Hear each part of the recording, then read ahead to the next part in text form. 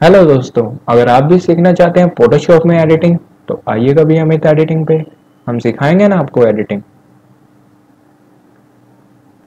तो आज हम आपको इस वीडियो में सिखाएंगे कि फोटोशॉप के बेसिक टूल्स कैसे वर्क करते हैं। बेसिक टूल्स सीखने के लिए हमें चलना पड़ेगा पहले फोटोशॉप में। आइए चलते हैं फोटोशॉप में। तो हमने अपना फोटोशॉप ओपन कर लिया है। तो आज के इस वीडियो में हम सिखाएंगे कि फोटोशॉप का मूव टूल और सिलेक्शन टूल कैसे वर्क करते हैं। तो अगर आप फोटोशॉप के टूल्स की लिस्ट देखेंगे तो उसमें जो पहला पहला टूल है वो है हमारा मूव टूल, जो कि सबसे ज़्यादा यूज़ होने वाला टूल है फोटोशॉप में।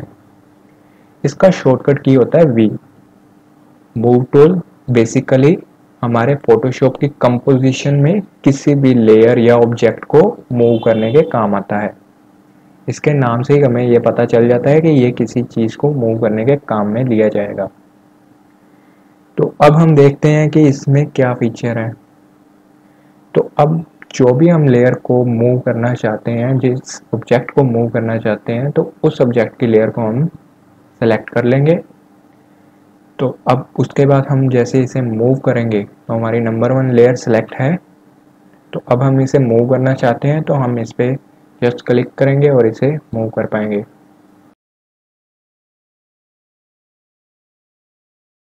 ऐसे ही हम नंबर 2 लेयर को सिलेक्ट करके मूव कर पा रहे हैं आसानी से। देखें कितनी जल्दी से ये मूव हो रहा है। तो अगर आप ऊपर देखेंगे तो हमें एक ऑटो सेलेक्ट का ऑप्शन देखने को यहाँ पर मिलता है। तो इसका क्या फीचर है, अगर हम इसे ऑन कर देते हैं तो आप देखेंगे कि अगर हम कोई भी लेयर को जस्ट क्लिक कर रहे हैं तो वो लेयर ऑटोमेटिकली सिलेक्ट होकर मूव हो रही है। तो ये फीचर यही वर्क करता है, किसी भी लेयर को ऑटोमेटिकली सिलेक्ट कर लेता है और हम उसे इजीली मूव कर सकते हैं। जैसे हम इस पर क्लिक करेंगे तो ये लेयर सेलेक्ट हो जाएगी और हम इसे मूव कर पाएंगे। इसी तरह हम इस लेयर को भी आसानी से मूव कर सकते हैं। तो ऊपर की तरफ हमें मूव टूल में कुछ ऑप्शंस देखने को मिलते हैं। ये मूव टूल के अरेंजिंग ऑप्शंस हैं। इनकी मदद से हम किसी भी ऑब्जेक्ट को किसी कोने में या सेंटर में इजीली मूव कर सकते हैं। तो इसके लिए हमें ऑब्जेक्ट लेयर और बैकग्राउंड लेयर को सिलेक्ट करना होगा। तो इसके बाद जब हम हॉरिजॉन्टली सेंटर ऑप्शन पे क्लिक करेंगे तो हमारा जो ऑब्जेक्ट है वो हॉरिजॉन्टली सेंटर में चला जाएगा। इसी तरह हम वर्टिकली सेंटर पे क्लिक करेंगे तो वो वर्टिकली सेंटर में चला जाएगा। अगर हम वर्टिकली टॉप पे क्लिक करेंगे तो वो वर्टिकली टॉप पे चला जाएगा। और इसी तरह हम लेफ़्ट वाले पे क्लिक करेंगे तो वो लेफ़्ट में चला जाएगा, राइट वाला राइट में लेके जाएगा। तो इस तरह से हम इसे सेंटर में ला सकते हैं, लेफ़्ट राइट कहीं भी ले जा सकते हैं। तो इस तरह से ये टूल हमारा जो वर्क करता है किसी भी ऑब्जेक्ट को सेंटर में लाने के लिए या किसी भी कोने में ले जाने के लिए।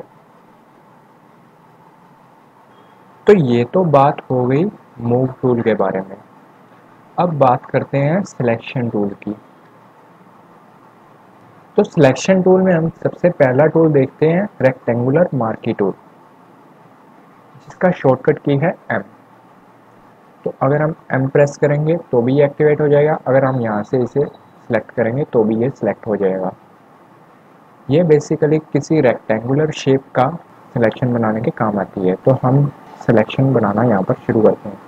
अब यहाँ पर हम जैसे इसका सिलेक्शन बना रहे हैं तो देखेंगे कि हमारा सिलेक्शन थोड़ा साइड में जा रहा है। तो हम इसे एडजस्ट करेंगे स्पेस की सहायता से। स्पेस बार अगर हम प्रेस करके रखेंगे तो हमारा जो सिलेक्शन है वो मूव करने लग जाएगा।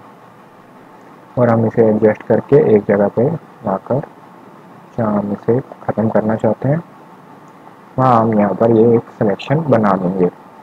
तो ये हमारा सिलेक्शन बन गया। अब हम इसे कंट्रोल जे प्रेस करेंगे तो इसकी एक कॉपी बन जाएगी। तो अभी ये हमारे ऑब्जेक्ट की एक कॉपी बन गई है। तो अब हम इसे मूव करके देख सकते हैं। तो इसी तरह से हमारी जो दूसरी शेप है उसका भी सिलेक्शन बना सकते हैं। फटाफट से ये भी कर देते हैं।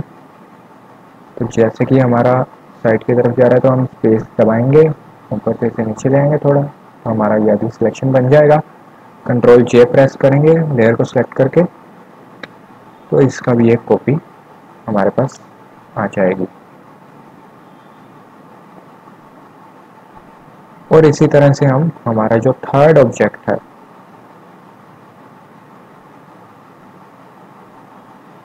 उसकी भी हम कॉपी बना सकते हैं सिलेक्शन टूल की सहायता से।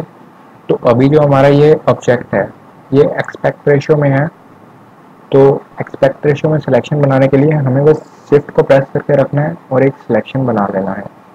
तो देखेंगे कि एक सिलेक्शन जो एक्सपेक्ट रेशियो में अपने आप क्रिएट हो रहा है।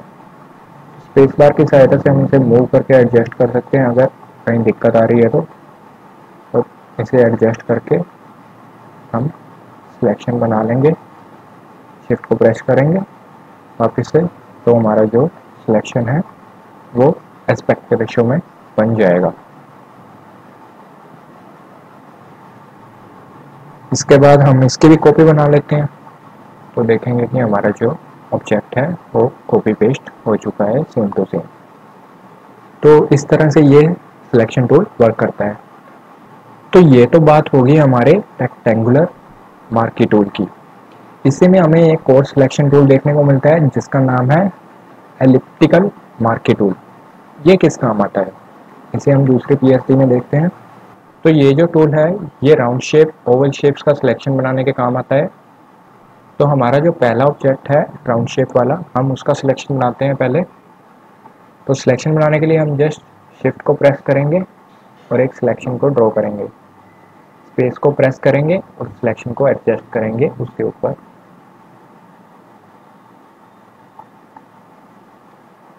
एडजस्ट होने के बाद जैसे ही हम क्लिक को रिलीज करेंगे तो हमारा सिलेक्शन क्रिएट हो जाएगा। इसी तरह से हम अगर ओवल शेप का सिलेक्शन बनाना चाहते हैं तो जस्ट सिलेक्शन को ड्रॉ करेंगे, स्पेस को प्रेस करेंगे और सिलेक्शन को एडजस्ट करेंगे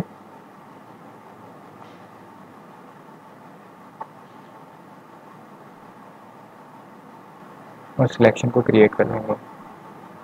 और इसी तरह से अब हम थर्ड शेप देख रहे हैं जो कि दो शेप्स का मिक्सचर है। अब इसका हमें सिलेक्शन कैसे बनाना है, तो इसके लिए ऑप्शन होता है कि सिलेक्शन में हम किसी भी और सिलेक्शन को ऐड कर सकते हैं, जो हम शिफ्ट की मदद से भी कर सकते हैं और यहाँ से सिलेक्ट करके भी एक्टिवेट कर सकते हैं। तो जैसे ही हमारा ऐड का ऑप्शन एक्टिवेट हो जाता है तो हम कोई भी सिलेक्शन को ड्रॉ करेंगे तो वो सिलेक्शन के साथ ऐड हो जाएगा। अगर कहीं भी ड्रॉ करेंगे तो वो सिलेक्शन और ऐड हो जाएगा। तो इसी तरह से जो अगला ऑप्शन है वो सिलेक्शन को रिमूव करने के लिए काम में लिया जाता है, जो कि ऑल्ट प्रेस करने से भी एक्टिवेट हो जाता है। तो इसी तरह से हम किसी भी सिलेक्शन को रिमूव कर सकते हैं, तो हमारा जो सिलेक्शन है वो रिमूव हो जाएगा। अब बात करते हैं इस सिलेक्शन की, इसका सिलेक्शन कैसे बनाना है। तो सिंपली हम ऐड सिलेक्शन पे क्लिक करेंगे और एक सिलेक्शन पहले जो ऊपर वाली ओवल शेप का है उसका सिलेक्शन हम ड्रॉ कर लेते हैं।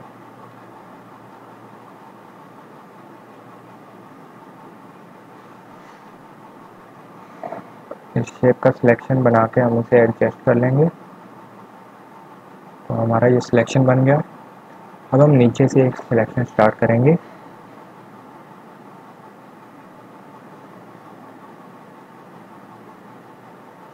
और उसे हम एडजस्ट कर लेंगे।